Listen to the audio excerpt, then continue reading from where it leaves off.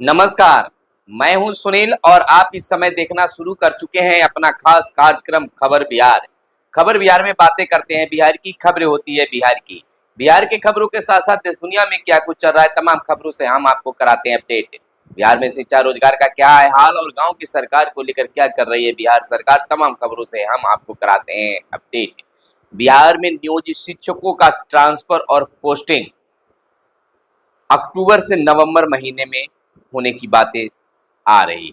यानी कि अक्टूबर से इसका कार्य शुरू होगा और लक्ष्य नवंबर तक रखा गया है। वहीं आरजेडी के कई विधायक टूट रहे हैं और जदयू का कहना है कि उनके संपर्क में है। यानी कि यूं कहा जा सकता है कि विधायकों को जोड़ने और तोड़ने को लेकर, लेकिन उन्होंने कहा है कि लेकिन हम उनको छोड़ेंगे नहीं। हमें अब उनके कई विधायक हमारे संपर्क में आएंगे और हम उनका स्वागत करेंगे। नीतीश के करीबी मंत्री अशोक चौधरी का यह बड़ा दावा किया गया है। वहीं हम आपको बता दें कि बिहार को मिलेगी 2 वंदे भारत ट्रेन। 15 सितंबर को पीएम मोदी दिखाएंगे हरी झंडी, तो बिहार को एक बड़ी सौगात है। वहीं बिहार सरकार की आरक्षण को 50% से बढ़ाकर 65% करने के मामले में आरजेडी की याचिका पर सुप्रीम कोर्ट का नोटिस। बिहार जो जिस जमीन पर बिहार में जमीन सर्वे को लेकर लगातार खबरें आ रही है, चर्चा बना हुआ है। जो जिस जमीन पर रह रहे हैं, जिनका कब्जा जिस जमीन पर है और उनका ऑनलाइन रसीद कट रहा है, तो उनको किसी तरह के कोई कागजात दिखाने की जरूरत नहीं है।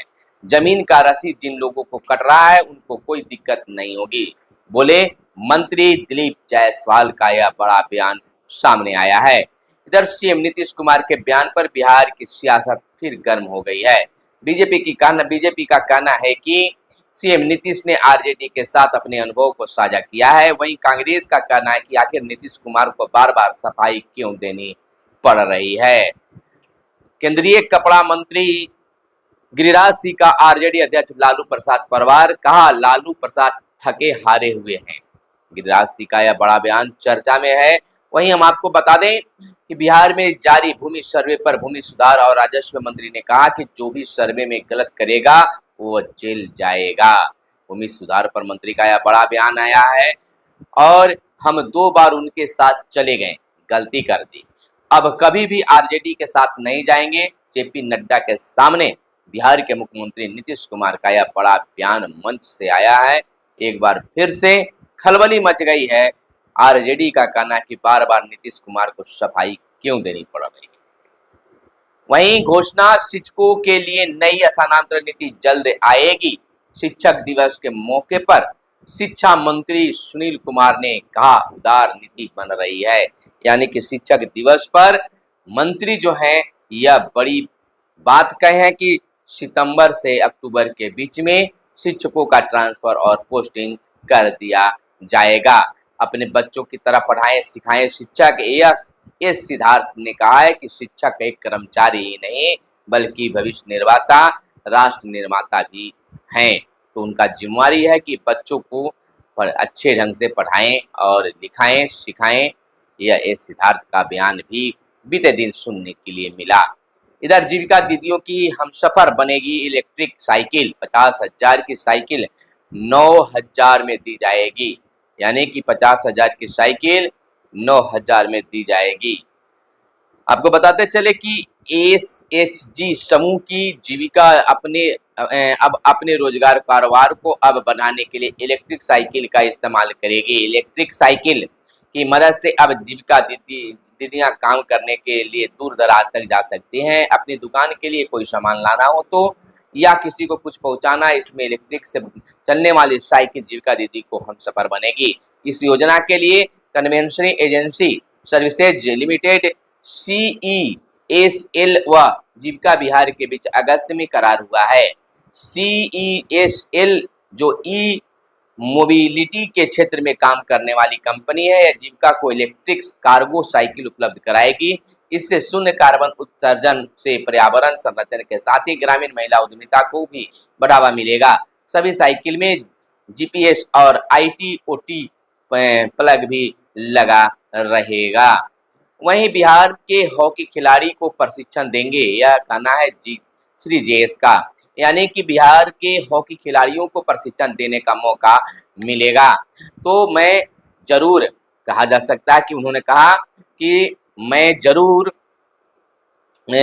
मौका मिलेगा, मैं जरूर आऊंगा। बिहार के खिलाड़ियों को प्रतिभा की कोई कमी नहीं है। बेहतर प्रशिक्षण से यहाँ के खिलाड़ी भारतीय टीम के में शामिल हो सकते हैं, यह कहना है भारतीय हॉकी टीम की दीवार कहे जाने वाले गोलकीपर पीआर श्रीजेश का। तो यह बिहार के खिलाड़ियों की सुंदर बात है। वहीं चिंता के बाद सांख्यिकी मंत्रालय की मैन एंड विमेन रिपोर्ट के खुलासा, वर्ष 2036 में बुजुर्गों की आबादी में 13.9% बढ़ेगी। भारत में 2036 तक घट जाएगी बच्चों किशोरों की संख्या। आपको बताते चले कि अगले 1.5 दशक में देश के जनसंख्यिकी ढांचे में बड़े बदलाव देखने को मिल सकते हैं। सांख्यिकी मंत्रालय की मैन एंड वीमेन रिपोर्ट में यह खुलासा हुआ है। रिपोर्ट के अनुसार 2036 तक बच्चों एवं किशोरों की आबादी में सबसे ज्यादा गिरावट आएगी, जबकि बुजुर्गों और माध्यमिक उम्र के लोगों की संख्या बढ़ेगी। वहीं अगली खबर हम आपको बता दें कि चुनाव में कम मतदान का कारण तलाश रहा है आयोग। बताते चले वोटरों से पूछा जा रहा है कि लोकसभा चुनाव के प्रत्याशी पसंद है या नहीं, राजनीतिक प्रणाली पर कितना भरोसा। सभी विधानसभा के चारों बूथों पर, यानी कि जो भी है, रविवार को यह टिप्स के सर्वे हो रहा है। विभिन्न जगहों पर इस तरह की बातें देखने के लिए मिल रही है। वहीं स्कूली शिक्षकों की नियुक्ति में डोमिसाइल नीति लागू नहीं होगी। ट्रांसफर पोस्टिंग की पॉलिसी इस माह के अंत तक, शिक्षा मंत्री का कहना है कि इस सितंबर महीने के अंत तक ये ट्रांसफर और पोस्टिंग की जो पॉलिसी है वह आ जाएगी और अक्टूबर महीने से इसकी शुरुआत भी की जाएगी। इधर अंचलाधिकारियों को अल्टीमेटम, बेहतर काम कर पुरस्कार पाएं या देरी कर सजा। राजस्व मंत्री डॉक्टर जायसवाल बोले, अंचल में आए रैयतों से अच्छा व्यवहार करें। आपको बताते चले कि राज्य सरकार ने अंचलाधिकारियों को अल्टीमेटम दिया है कि जमीन से जुड़े विवादों को जल्द सुलझाकर पुरस्कार पाएं या लेट लतीफी कर सजा भुगतने के लिए तैयार रहें। बीते दिन यहाँ यानी पटना में आयोजित कर सकते हैं अंचलाधिकारियों की समीक्षा बैठक में विभागीय मंत्री डॉक्टर दिलीप जायसवाल, मुख्य सचिव अमृत लाल मीणा, अपर मुख्य सचिव दीपक कुमार सिंह एवं सचिव जय सिंह ने अंचलाधिकारियों से कहा कि वे सब बेहद संवेदनशील कार्य से जुड़े हुए हैं। जमीन से जुड़ा विवाद अगर सलट जाए तो राज्य का कायाकल्प हो जाएगा। डॉक्टर जायसवाल ने कहा कि सरकार सभी सुविधाएं दे रही है तो आपको परिणाम भी देना होगा। लापरवाह अधिकारियों के विरुद्ध कड़ी कार्रवाई होगी। उन्होंने कहा कि अंचल में आए रैयतों के साथ मर्यादित तरीके से व्यवहार करें। मुख्य सचिव अमृतलाल मीणा ने अंचलाधिकारियों से जमीन से जुड़े विवादों की जानकारी ली, अभियान, बसेरा, दाखिल खारिज और भूमि सर्वेक्षण की प्रगति के बारे में भी पूछा। उन्होंने अंचलाधिकारियों से कहा कि जमीन का विषय आम जनता से जुड़ा हुआ है, आपका प्रयास हो कि जनता की समस्याओं का जल्द से जल्द निदान करें। मुख्य सचिव ने कहा कि भूमि विवादों के समाधान के लिए थाना स्तर पर थाना प्रभारियों एवं अंचल अधिकारियों की हो रही संयुक्त बैठकों को और प्रभावी बनाया जाए। कई अंचलाधिकारी ने मुख्य सचिव को बताया कि इस सप्ताह बैठकों से संबंधित थाना प्रभारी अनुपस्थित रहते हैं। इससे मुख्य सचिव द्वारा गंभीरता से लिया गया। मंत्री और मुख्य सचिव कुछ देर के लिए भी समीक्षा बैठक में शामिल हुए। तो अब जमीन सर्वे पर खासा नजर रखा जा रहा है। वहीं सुविधा महिला अब करेगी सुरक्षित यात्रा। डायल 112 के तहत बिहार के 6 जिलों में सेवा शुरू की गई। 15 से राज्य भर में लागू होगी नई व्यवस्था। हर 15 मिनट पर लिया जाएगा फीडबैक। बिहार में डायल 112 के तहत महिलाओं के लिए सुरक्षित सफर सुविधा की शुरुआत हो गई है। पुलिस महानिदेशक आलोक राज ने बीते दिन बेली रोड स्थित ERSS के कमांड एंड कंट्रोल सेंटर में इसका शुभारंभ किया।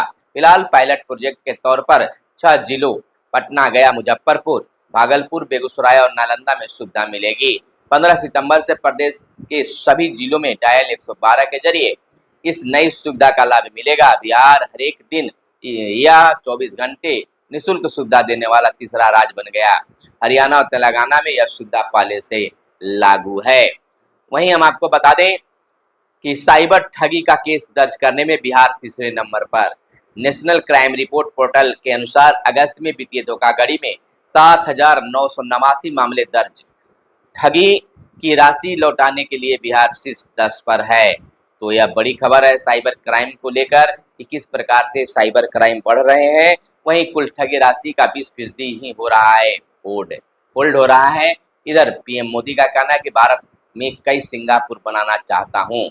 भारत और सिंगापुर ने 4 प्रमुख समझौतों पर हस्ताक्षर किए हैं। वहीं बिहार के 120 निकायों में नहीं बनी वेंडिंग कमेटी।